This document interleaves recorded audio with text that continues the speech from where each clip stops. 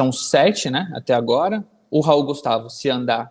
O Raul Gustavo, desculpa. Pedro Raul. Confundi os Rauls. O Pedro Raul, se fechar, seria esse 8º nome, que é a reposição para o Alberto. E o Corinthians pretende chegar a 10 reforços, aí sem contar o Lucas Veríssimo, que foi essa compra. Com o Lucas Veríssimo, seria 11 reforços de um time inteiro.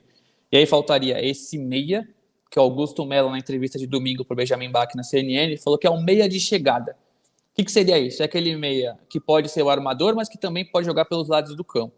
E esse ponta, que é esse perfil driblador, desequilibrante, que possa quebrar linhas defensivas, que hoje o Corinthians tem no Wesley, mas que é um garoto de 18 anos que ainda não pode carregar toda essa bagagem. E o Romero já é um jogador de característica diferente, mais de finalização, de composição tática de time. Então, se a negociação do Pedro Raul for confirmada, são 8 reforços, faltariam 9 e o 10, que seriam meia e ponta, porque o Corinthians entende que a posição de centroavante está fechada e esse volante, a princípio, fica de stand-by. O Corinthians gostou muito do Ranieri, fica com o Michael, ainda tem o Fausto Vera, que está treinando bem na pré-temporada, e o Moscardo poderia ser esse quarto e quase que um reforço aí para preencher essas vagas no meio campo. Aliás, o Moscardo é mais um tema que a gente vai tratar agora na sequência para entender como é que está essa situação. Ficou no ar se ele vai mesmo, se não vai mais para o Paris Saint-Germain. Só responder algumas perguntas aqui. O Fabrício está com a gente mandando mensagens. Tem perguntas sobre Coronado. Confesso que não sei a respeito do tema. Surgiu alguma coisa, Mussetti? O colega nosso, o Jorge Nicola, publicou que o Coronado está saindo da Arábia e que tem vários clubes atrás dele. O empresário estaria conversando com vários clubes e aí a torcida começa a ver os vídeos e esse Coronado cabe no clube, porque o Corinthians não contrata, se está livre. Mas é muito mais questão de sugestão de rede social do que qualquer interesse ou negociação em andamento. Ontem se falou também sobre Lucas Vera, eu acho. Posso até te confirmar aqui. Que foi do nome que... Coronado está de saída do Al-Ittihad, é isso? Isso, exato. E aí é isso, o Corinthians fala que são oferecidos diversos jogadores e quando um desses oferecimentos vaza nas redes sociais, gera uma expectativa do torcedor, como foi com o Abubakar, como foi com outros vários nomes recentes. E esse é só um caso de jogador oferecido que está dentro de vários jogadores analisados, mas ainda não aprovados pelo Cifute. Outro dia eu estava no CT do Corinthians, na apresentação do lateral Hugo, e um dirigente lá do Corinthians explicou isso pra gente. Ele falou, cara, se a gente for contar com jogadores que o Cifute analisa, vocês vão ter muita notícia, porque são centenas de jogadores. No nosso banco de dados analisados, são muitos. Diariamente pintam novos e quase todos são avaliados. Quando esses caras pulam para um segundo momento, que é o momento de uma avaliação mais minuciosa, que a comissão técnica se reúne para falar sobre esse jogador, já dá para começar a falar que existe uma movimentação. Mas o que importa para a gente é o terceiro passo, quando é aprovado pelo Cifute, comissão técnica, porque aí a diretoria entra na negociação. Esse ponto é o que a gente confirma no interesse. Naquele dia, por exemplo, eles tinham confirmado o Caio Alexandre. É um jogador que chegou nesse terceiro passo. O Igor está ali no primeiro. Agora, né? Exato. O Coronado e vários outros estão no primeiro, que são jogadores oferecidos. O Corinthians olha e fala, pô, esse jogador está acabando o contrato. Vamos dar uma olhada? Vamos. Os analistas se reúnem, preparam o material, passam para a comissão e a grande maioria, a comissão nem analisa. Não se dá essa segunda reunião. Fica lá no banco de dados e depois vai a negociação para frente e volta como foi a do Pedro Raul. Gabigol não deu certo, Borré não deu certo, outros jogadores não deram certo. Pô, o Pedro Raul tá ali, então acho que o Pedro Raul dá, vamos avaliar e deu certo, ou tá dando certo.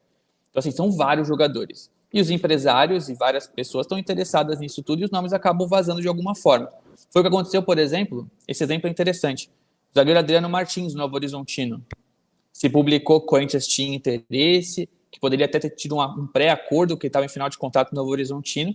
Esse dirigente do Corinthians falou para a imprensa que estava lá no CT que nunca se for falado do jogador no clube. E ele conseguiu o contrato no Atlético Goianiense, que está na Série A. Então, assim, pode ser só uma movimentação de mercado para chamar atenção e depois sai a notícia. O Corinthians não contrata Adriano e falou, pai, tá livre? Deve ser bom. Se o Corinthians está querendo, eu quero também. Então, é um movimento de mercado que existe, é super natural. E o Corinthians fala, cara, não sei por que se publicou, não sei como saiu, não sei por que acreditaram, mas é um jogador que a gente nunca buscou, nunca se falou, nunca passou da fase 1 de negociação. Então, assim, existem vários nomes, a gente tem que ter muito cuidado nesse momento, principalmente quando o Corinthians, por exemplo, hoje está claro que o Corinthians quer um ponta. Então, se pinta uma informação de alguma fonte que a gente conhece, que mais ou menos a gente confia, de um jogador de velocidade de drible, a gente já começa a mais ou menos a acreditar. Então, assim, tem que ter muito cuidado. Então, a gente já fica influenciado de alguma forma a acreditar. Então tem que ter muito cuidado, porque é nesse momento que a gente pode errar. E o Corinthians acaba dando quase que uma lição nesse caso do Adriano, né? Muita gente publicou, tipo, falou, cara, não sei porque vocês perguntaram pra gente, porque a gente nunca quis. Então, a gente precisa ter esse cuidado, e nesse momento vão pintar vários nomes. O Coronado é um desses nomes que, até onde eu sei, só foi oferecido e está lá entre centenas de jogadores no banco de dados do Corinthians.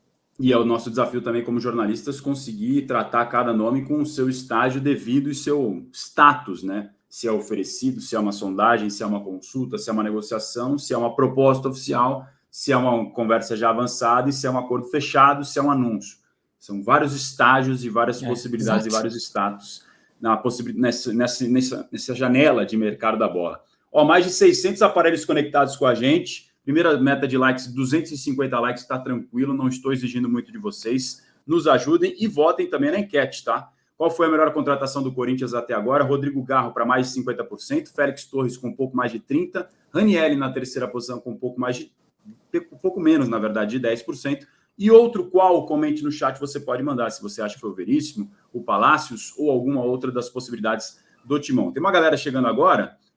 Por exemplo, o Thierry está perguntando sobre o Pedro Raul. A gente falou no início da live, mas fica tranquilo que vai ficar salvo depois aqui na sequência. Para você que não está acostumado com essas lives, são lives 100% focadas num time só, cada dia de um time. Ontem, por exemplo, a gente falou de Flamengo, hoje de Corinthians, já fizemos de Palmeiras, de Santos, de São Paulo. Cada dia é um time aqui diferente no UOL Sport e você pode participar. Você pode não, você deve participar sempre mandando mensagens. O Luciano está falando aqui, o Flamengo podia liberar o Luiz Araújo para o Corinthians. Particularmente, acho desnecessário o interesse deles do Flamengo no Luiz Henrique. Claro que para o Corinthians seria maravilhoso, né? Mas não me parece que seria uma boa para o Flamengo. O Vitor Góes está tocando num ponto que mais um torcedor também falou, sobre a questão, e o PVC já tem batido muito nessa tecla aqui nos programas do UOL Sport, da expectativa e da realidade no Corinthians, né?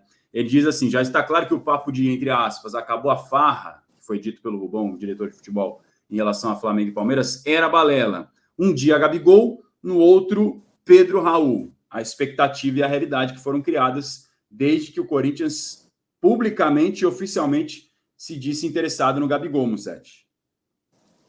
Total. E é um cuidado que a gente também precisa ter, porque uma coisa é o que o presidente do Corinthians fala, que eu acho que é direito dele, e acho que é até uma estratégia, não é uma questão de, me empolguei. Não, é uma estratégia de jogar a expectativa no alto, para tentar que nesse momento role uma agenda positiva, uma aprovação maior. O cara de fato estava acreditando que poderia contratar o Gabigol, o Borré, ou com a negociação com o Luiz Henrique não seria tão difícil.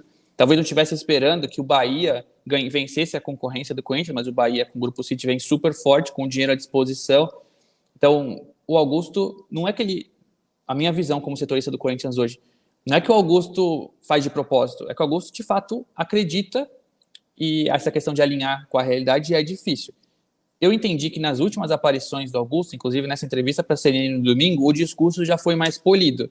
Ele fala, o Corinthians foi campeão com jogadores... Training, né? Já deve ter rolado, e ele mesmo entendeu que ele vai tomar mais porrada se ele prometer e não cumprir. Então, a última entrevista já foi... Não conseguiu, não é que não deu certo. Não, a gente não quis o Caio Alexandre, estamos repensando, vamos focar no ataque, mas... O Corinthians já foi campeão com vários jogadores que não eram estrelas. Vocês precisam entender que o Corinthians é o Corinthians. Então, já começa a adaptar esse discurso para dar exemplos como o Jorge Henrique, o Ralf, o Danilo, os jogadores que não chegaram. O Danilo até que sim, porque o aposta foi o São Paulo e não o Corinthians. Mas, enfim, Ralf, Paulinho, Jorge Henrique, são jogadores que não chegaram com tanta expectativa e que foram campeões mundiais e se tornaram ídolos. Então, o Augusto já começa a adaptar esse discurso e entender que a realidade talvez não era o que ele esperava, porque, a princípio, na cabeça dele temos uma folha que é a terceira maior do Brasil, de mais de 20 milhões de reais. Se a gente não vai renegociar com o Renato Augusto, com o Gil, com o Juliano, a gente vai abrir X milhões na folha, a gente vai trazer outros milhões, vamos substituir e vai dar certo. Mas não acontece assim na prática. Tem pagamento para empresário, tem luva, tem compra de direitos econômicos, tem muita coisa rolando. Então, o Augusto está entendendo e essa falta de diretor acaba influenciando. Porque é o Augusto e o Rubão. Em cima disso, Musetti, perdão te interromper, o Elton, aqui no chat, tinha perguntado exatamente sobre isso, se a gente não acha que a falta de um executivo tem atrapalhado nessas grandes negociações do Corinthians. Eu acho muito. Eu acho que tem dois pontos. A primeira que, de fato, o executivo de mercado tem mais conhecimento para buscar os reforços, tem mais, enfim, experiência mesmo, sabe negociar melhor, tem outros contatos. E o segundo momento é que, se o executivo tivesse no clube, talvez não precisasse do Augusto e do Rubão se expondo. Quem faria essa exposição é o próprio executivo, talvez com um discurso menos de emoção, que causasse menos expectativa no torcedor. Então tem esses dois pontos. Se o Corinthians tivesse trazido o Rodrigo Caetano como tentou, talvez tivesse vencido essas concorrências, mas principalmente o discurso do Caetano seria um discurso mais político, como ele sempre adotou. O Augusto e o Rubão falam como torcedores que acreditam que vão conseguir. Quando não conseguem, fica mais complicado. Então, assim, não vamos trazer jogadores de mais de 28 anos para não ser titulares. Pintam a oportunidade do Gustavo Henrique de 30 anos, ele traz. Então, ele precisa justificar isso depois.